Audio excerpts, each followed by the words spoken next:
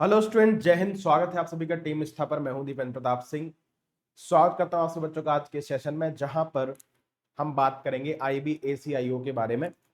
जैसे कि आप सभी जानते हैं कि 10 अगस्त इसके फॉर्म फिलिंग की लास्ट डेट थी, और जैसा कि हमने पीछे के एग्जाम्स में देखा है इसका पैटर्न कि जो फॉर्म फिलिंग की लास्ट डेट होती है उससे लगभग 1 महीने से सवा महीने बाद, 1 महीने के बाद इसका जो पेपर है वो हो जाता है। ठीक है ना। तो आप ये मान करके चलिए कि 10 अगस्त को अगर लास्ट डेट थी फॉर्म फिलिंग की, तो आप समझ लीजिए कि 10 सितंबर और 15 दिन और दे दीजिए, है ना। यानी 25, यानी लास्ट वीक ऑफ सितंबर में आपका यहाँ पर पेपर हो सकता है। ठीक है ना, संभावना है। अब ये कहाँ से पता चला? ये हमने पीछे के जो भी लास्ट डेट और एग्जाम डेट को जब कंपैरिजन किया तो वहां से पता चला। लेकिन हम अपनी तैयारी उस हिसाब से रखेंगे कि हमारा पेपर अगर मान लीजिए अगले 20 दिन में भी हो जाता है, जो कि बहुत संभावनाएं है कि हो सकता है अगले 20 दिन में भी, ठीक है ना। तो कम से कम 10 दिन पहले तो आपको पता लग ही जाएगा, क्योंकि एडमिट कार्ड भी आएंगे, आपके सेंटर वगैरह भी जाएंगे एंड सो ऑन। ठीक है, 15 से 20 दिन पहले आपको पता लग जाएगा। तो अगर 20 दिन बाद आपका पेपर है, मान लीजिए आज 2 तारीख है और आपका 22 तारीख को पेपर है, तो अब आपकी अंतिम जो तैयारी चल रही है वो कैसी होनी चाहिए। और आप सभी जानते हैं कि 1 घंटे में 100 क्वेश्चन करने हैं। मैथ्स की हम अगर बात करें तो मैथ्स के अंदर अगर हम 17 जनवरी और 18 जनवरी की हमने शिफ्ट के एनालिसिस किए, ठीक है, 2024 वाले।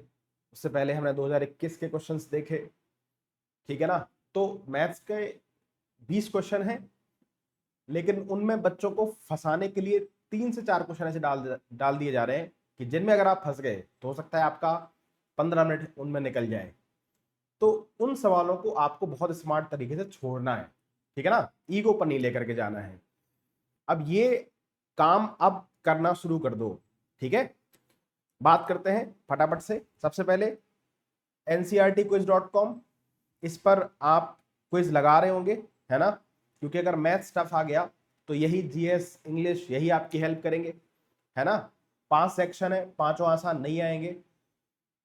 1 या 2 सेक्शन या तो टफ आएंगे या फिर लेंदी आएंगे, तो बाकी के जो सेक्शन है वो आपकी हेल्प करेंगे, ठीक है ना। तो एनसीईआरटी की चैप्टर वाइज क्विज आप यहाँ पर दे रहे होंगे। अगर आप नहीं देते हैं तो आप ncrtquiz.com पर जाइए और हिस्ट्री ज्योग्राफी क्लास 6 से लेकर 12 तक, साइंस 6 से लेकर 10 तक, पॉलिटी क्लासेस 9 से लेकर के 12 तक, economy and art and culture class 11-12, ठीक है ना, और CDS CFP FCAT, और आप इस पर मॉक टेस्ट भी दीजिए, ठीक है ना। ठीक, चलिए तो एग्जामिनेशन पैटर्न आप सभी को पता है, एक बार फटाफट से रिवाइज करेंगे, क्योंकि यहाँ से एग्जामिनेशन पैटर्न देखने से काफी सारी चीजें हमें और पता चलती हैं, ठीक है ना। जैसे कि हमारा एक तो करंट अफेयर है, कितने क्वेश्चन है हमारे पास? 20 क्वेश्चन है, ठीक है ना। तो करंट अफेयर, इसके बाद जीएस आपका अलग से है, ठीक है, 20 क्वेश्चन इसके भी हैं। मैथमेटिक्स है, 20 क्वेश्चन है। रीजनिंग है, 20 क्वेश्चन है। इंग्लिश है, 20 क्वेश्चन है, ठीक है ना। तो पहली चीज तो ये है कि नेगेटिव मार्किंग है, देखो 0.25, और एक टोटल 100 क्वेश्चन है, 100 क्वेश्चन है, और 1 मार्क का एक क्वेश्चन है, यानी 100 मार्क्स के आपके क्वेश्चन है सारे, ठीक है। अब इसी 100 नंबर में से आपकी मिनट जाएगी, ठीक है ना, कट ऑफ निकलेगी। 60 मिनट आपको मिल रहे हैं, 60 मिनट।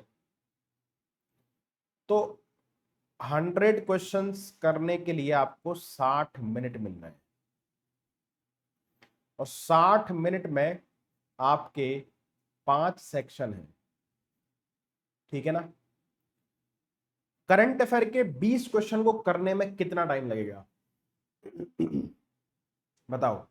करंट अफेयर में क्वेश्चन पढ़ना है, आंसर 4 ऑप्शन पढ़ने हैं, फटाफट से क्लिक करना है, ठीक है ना।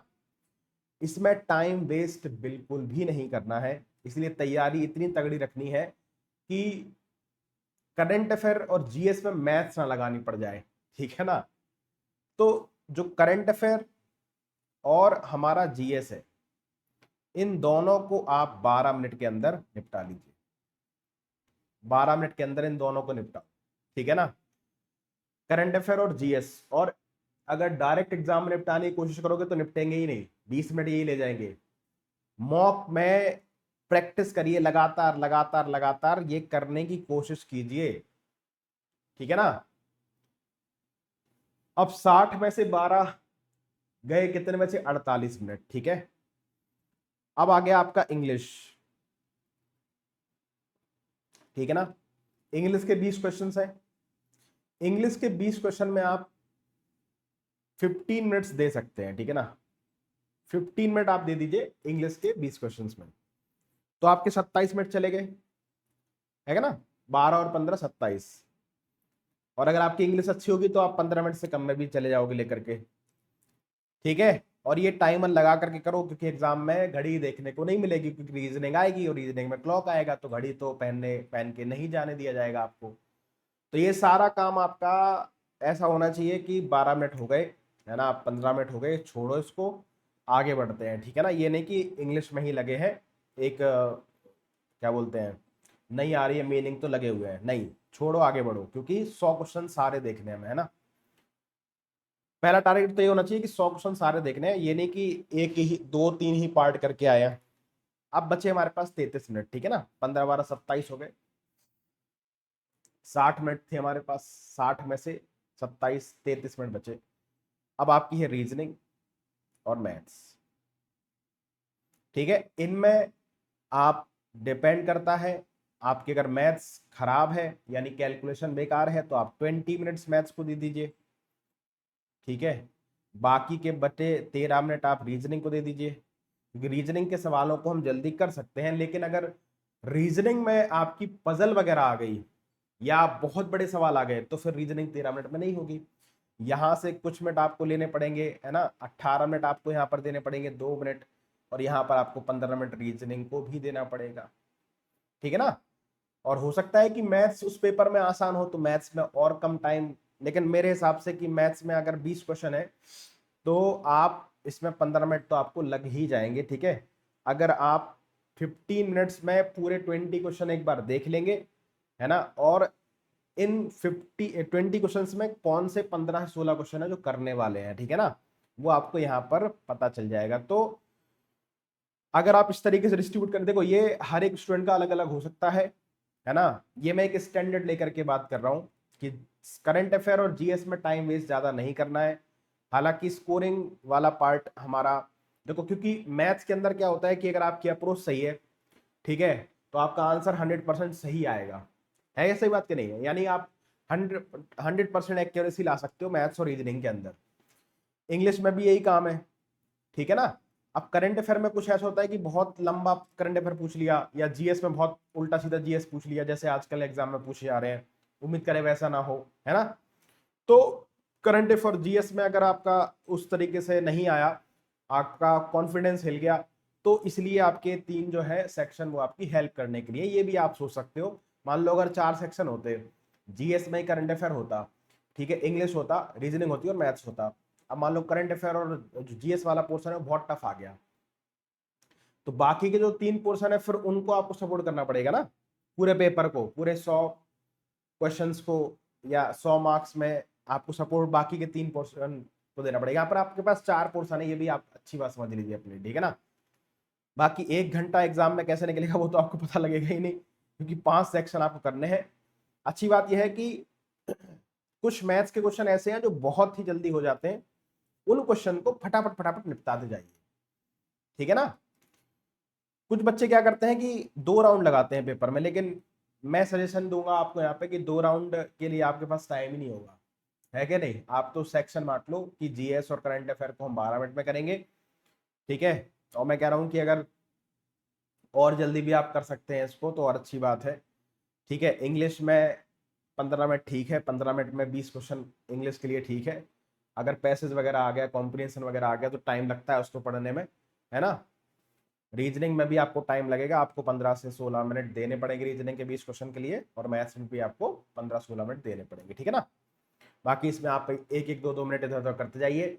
ये जो 20 दिन बचे हैं, 25 दिन बचे हैं, इनमें इतना मॉक लगाइए, इतनी प्रैक्टिस करिए कि ये 1-1 मिनट भी आपके लिए बहुत कीमती हो जाए, ठीक है ना। फिर जब आप पेपर 1 पास कर लोगे तो पेपर 2 में क्या है भाई, ऐसे राइटिंग है ना, 30 मार्क्स की। इसके बाद English comprehension and Pesi writing है, और ये 50 नंबर का आपका है, इसमें कोई दिक्कत नहीं है, इसमें तो लिखना है, स्पीड बढ़ाते जाइए, ठीक है, थोड़ी लिखने की प्रैक्टिस कीजिए, थोड़ा वोकेबलरी आप इम्प्रूव कीजिए अगर आप ऐसे लिखने वाले हैं, ठीक है ना। अब हम बात करते हैं भाई मैथमेटिक्स की।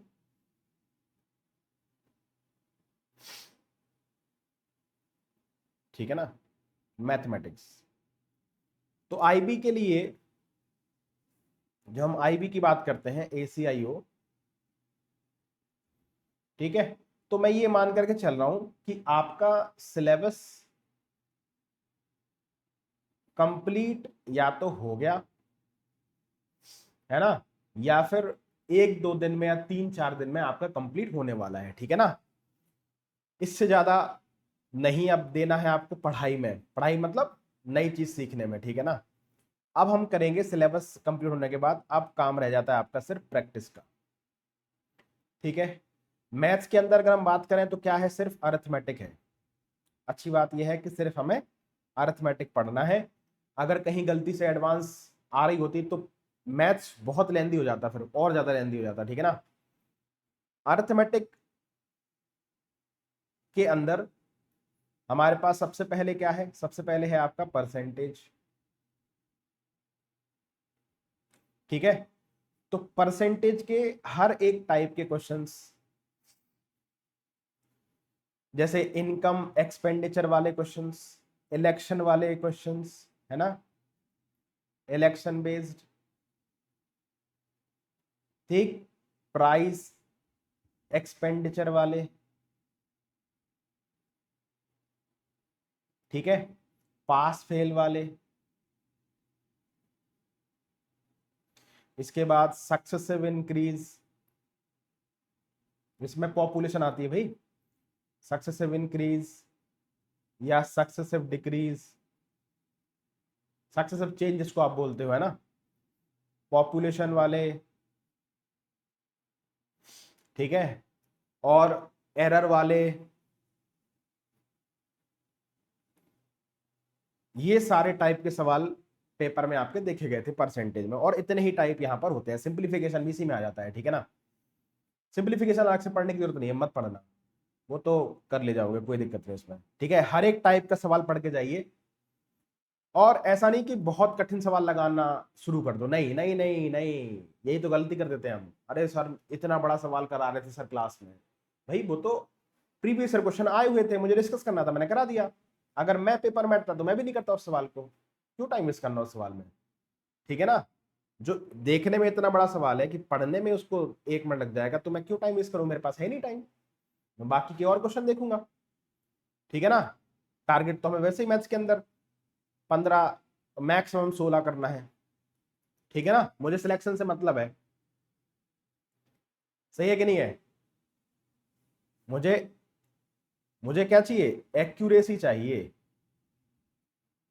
मुझे स्पीड अकेली नहीं चाहिए, स्पीड तो चाहिए चाहिए, स्पीड के साथ क्या चाहिए, एक्यूरेसी, ये नहीं कि 20 क्वेश्चन कर रहे हो उसमें 10 ही गलत है, ऐसी स्पीड नहीं चाहिए मुझे, मुझे ये चाहिए कि मैं 15 क्वेश्चन करूं और 15 के 15 सही हो, जो हम टाइम इन्वेस्ट करें वो हम, उससे हमारा आउटकम कुछ निकल के आए, ठीक है ना। तो परसेंटेज इंपॉर्टेंट चैप्टर हो गया, अच्छे से रिवीजन कर लो, मॉक टेस्ट लगा डालो सारे, इसके जितने प्रीवियस क्वेश्चन है सारे सॉल्व कर लो, प्रीवियस सारे सॉल्व करो, ठीक है, जो आसान है वो भी, जो टफ है वो भी, सारे प्रीवियस सारे लगाने हैं, ठीक है ना। एग्जाम में इज्जत देनी है सवाल को, अभी जब प्रैक्टिस कर रहे हो तब कोई इज्जत नहीं देनी सवाल को, ठीक है ना। दूसरा हमारे पास टॉपिक आता है परसेंटेज के बाद प्रॉफिट एंड लॉस, ठीक है। प्रॉफिट एंड लॉस में एक डिस्काउंट वाला जो चैप्टर है, ठीक है ना, जिसमें एमपीएसपी वाला कॉन्सेप्ट हो गया, एमपीसीपी एसपी वाला कॉन्सेप्ट हो गया, ठीक है ना। डिस्काउंट वाला चैप्टर अच्छे से रिवीजन कर लो, सक्सेसिव डिस्काउंट जो होता है हमारे पास, ठीक है ना, वो सारी चीजें, और प्रॉफिट एंड लॉस के बेसिक कॉन्सेप्ट्स, कि 2 आर्टिकल बेचे गए सेम प्राइस पर बेचे गए, है ना, जितने भी टाइप होते हैं प्रॉफिट एंड लॉस में। इसके बाद फिर परसेंटेज हो जाए, प्रॉफिट एंड लॉस हो जाए, आप आ जाओ रेशियो पे, इसी तरीके से आपको रिवीजन करना है, ये मैं मुंह उठा के नहीं बता रहा हूं, मैं सीक्वेंस वाइज बता रहा हूं आपको, ठीक है। रेशियो एंड प्रोपोर्शन, ठीक है, तो रेशियो एंड प्रोपोर्शन में सबसे पहले क्या, डिस्ट्रीब्यूशन, डिस्ट्रीब्यूशन, ठीक है ना, डिस्ट्रीब्यूशन वाला कितने रुपए इनमें बांटने थे, इनका रेशियो इतना, इनका रेशियो इतना, बताओ ए और बी का डिफरेंस कितना, वो वाले डिस्ट्रीब्यूशन वाले, ठीक है ना। इसके बाद कॉइन्स वाले, नंबर ऑफ कॉइन्स, और yes income and income expenditure and saving. एक तो परसेंटेज में आता है, दूसरा आपका इसमें आता है। यहां पर जो सवाल आता है इनकम एक्सपेंडिचर सेविंग, वहां पर जो कॉन्सेप्ट लगता है ना, क्रिस क्रॉस मेथड या क्रॉस मल्टीप्लीकेशन, इस पर जितने भी सवाल आते हैं वो सारे लगा डालिए, ठीक है ना। तो ये रेशियो एंड प्रोपोर्शन हो गया। रेशियो एंड प्रोपोर्शन के बाद प्रॉब्लम्स ऑन एज। बहुत सारे बच्चे इसको रेशियो में ही कर लेते हैं, नहीं इसको अलग करो, प्रॉब्लम्स ऑन एज, ताकि इसके ज्यादा सवाल होंगे। रेशियो में करोगे तो 4-5 सवाल ही कर पाओगे, ठीक है ना, तो प्रॉब्लम्स ऑन एज अलग से करो, ठीक। इसके बाद पार्टनरशिप।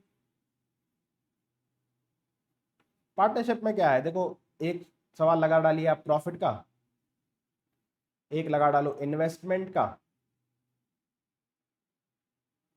और एक आप टाइम का लगा डालिए। 3 टाइप के सवाल बनते हैं, ठीक है। इसमें कुछ लेंदी सवाल लगा डालिए ताकि एक माइंड में बैठ जाए कि हाँ पार्टनरशिप का सवाल लेंदी होता है, ठीक है। और पार्टनरशिप थोड़ी सी कम इंपॉर्टेंट भी है, ठीक है। तो पार्टनरशिप के बाद, पार्टनरशिप पढ़ लिया आपने, अब आएंगे हम लोग मिक्सचर पे। और मिक्सचर आपने देखा था काफी इंपॉर्टेंट है। मिक्सचर में सारे चारों टाइप के सवाल करने, 4 टाइप्स।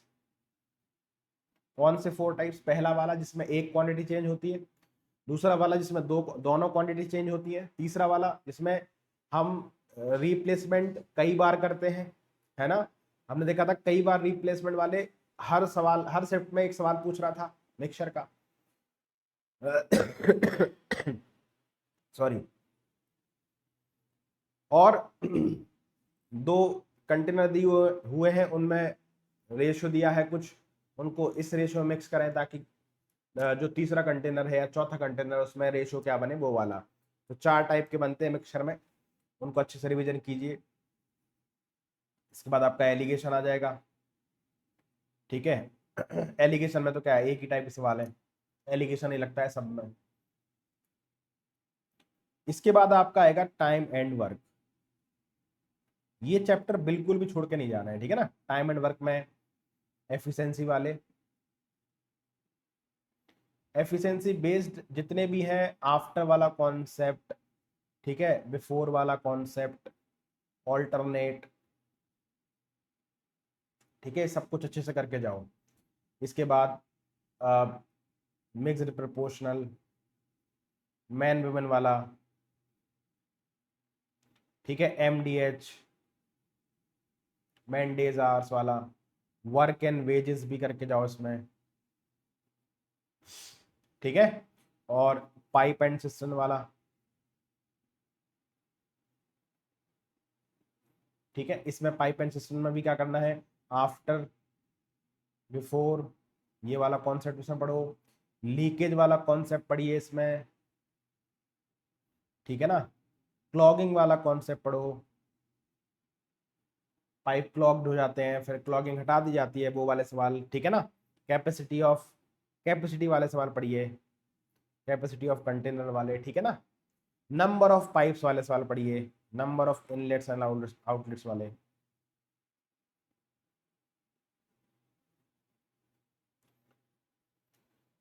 ठीक है। इसके बाद नेक्स्ट आएगा आपका time, speed and distance. Time speed and distance में डिस्टेंस कांस्टेंट, लेट और जल्दी वाले सवाल, है ना। रिलेटिव स्पीड आसान है, ये करिए, ठीक है ना। टाइम सेम हो अपोजिट डायरेक्शन में, टाइम अलग अलग हो अपोजिट डायरेक्शन में, ठीक है ना। चोर पकड़ने वाला सवाल, सारे सवाल लगा डालिए इसमें। इसके बाद आपका एवरेज स्पीड करो इसमें, ठीक है। एवरेज स्पीड के बाद इसमें आप प्रॉब्लम्स ऑन ट्रेन, ट्रेन कभी पर्सन को पार कर रही होगी, कभी प्लेटफॉर्म को पार कर रही होगी, है ना, दो ट्रेन एक दूसरे को पार कर रही होगी, एक ट्रेन में बैठा एक व्यक्ति दूसरी ट्रेन को पार कर रहा होगा। और problems on race, problems on race में बच्चों को बहुत दिक्कत आती है, तो आप जो हमारा क्रैश कोर्स है उसको ज्वाइन कर सकते हैं। उसमें रेस को मैंने बहुत ही सिंप्लीफाइड तरीके से आपको समझाने की कोशिश करी है, आप वहां से देख करके पढ़ेंगे, 100% आपको रेस के अच्छे अच्छे सवाल करने को मिल जाएंगे, ठीक है ना। Boat and stream, boat and stream तो आसान है, सबको आता होगा, ठीक है। ये 10 चैप्टर हो गए। इसके बाद 11 में आपका आ जाएगा एस आई एंड सी आई। सी आई अच्छे से करके चले जाओ, एस आई उसमें हो जाएगा। और इसके बाद आपका नंबर सिस्टम। अब नंबर सिस्टम में देखो क्या करना है। नंबर सिस्टम में एक तो आपका नंबर ऑफ जीरो वाले, सॉरी नंबर ऑफ फैक्टर वाले, डिविजिबिलिटी रूल, सारा नंबर सिस्टम मत पढ़ के जाओ, डिविजिबिलिटी रूल, रिमाइंडर थ्योरम, ठीक है, और एलसीएम एंड एचसीएफ, ये पक्का पक्का करके जाओ। एक नंबर ऑफ जीरो कर ही लो, ठीक है ना, क्या पता पिछली बार नहीं आया था इस बार आ जाए, नंबर ऑफ जीरोस। तो ये 12 चैप्टर है, ठीक है ना। इन चैप्टर को बिल्कुल भी छोड़ के मत जाओ मैथ्स के अंदर, ठीक है। बाकी आप बोलोगे सर बचा ही क्या है, अभी बहुत कुछ बचा है, ठीक है। एलजेब्रा का जो एक टाइप का सवाल आता है उसके लिए पूरे एलजेब्रा पढ़ने की जरूरत नहीं है, बस आप बेसिक फॉर्मूले करके चले जाओ। ए प्लस बी का होल स्क्वायर, ए प्लस बी का होल क्यूब, ए माइनस बी का होल क्यूब, ए माइनस बी का होल स्क्वायर, ये सारे फॉर्मूले आप अच्छे से करके चले जाओ। एलजेब्रा पूरा पढ़ने की जरूरत उसमें नहीं पड़ेगी, ठीक है ना। नो सॉल्यूशन होता है तो क्या होता है कंडीशन, है ना। यूनिक सॉल्यूशन होता है तो क्या कंडीशन होती है। मैनी सॉल्यूशन, इनफाइनाइट सॉल्यूशन होता है तो क्या होता है। ये एलजेब्रा के अंदर इतना पढ़ के चले जाओ, ठीक है ना। क्वाड्रेटिक इक्वेशन में क्या क्या कंडीशन होती है ना। बस सम ऑफ रूट क्या होता है, प्रोडक्ट ऑफ रूट क्या होता है, बेसिक बेसिक चीजें पढ़ के चले जाओ। एक क्वेश्चन आता है ना, आसान होता है, कर जाएंगे उसको, ठीक है। ये आपको बिल्कुल भी छोड़ करके नहीं जाने हैं ये वाले चैप्टर, यानी रिवीजन इस तरीके से करना है, ठीक है। अब इसमें हो सकता है कि आप अपने, अब देखो पढ़ने के दो तरीके हैं, या तो आपने कर रखा होगा सिलेबस, बस उसको आपको रिवीजन करना है।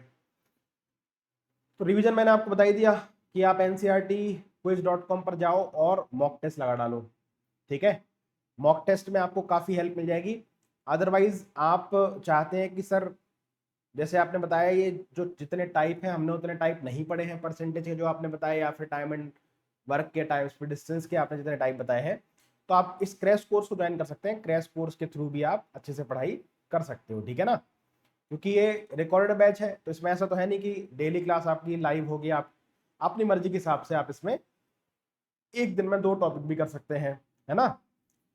और इसको हमने शॉर्ट ही रखा है, क्रिस्प रखा है, लेकिन पढ़ाया सब कुछ है, ऐसा नहीं कुछ छोड़ा है, नहीं सब कुछ पढ़ाया है। अगर मैथ्स में हम टाइम प्रिडिक्शन पढ़ रहे हैं तो हर एक टॉपिक को हमने कवर किया है, ठीक है ना।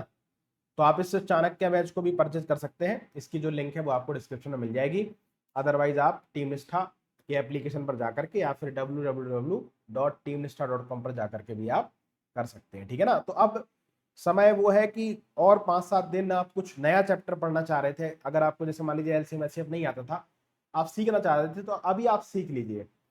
लेकिन 10 तारीख के बाद फिर कोई नया टॉपिक मत उठाइएगा मैथ्स के अंदर, और यही सजेशन आपको बाकी सब्जेक्ट में भी होगा।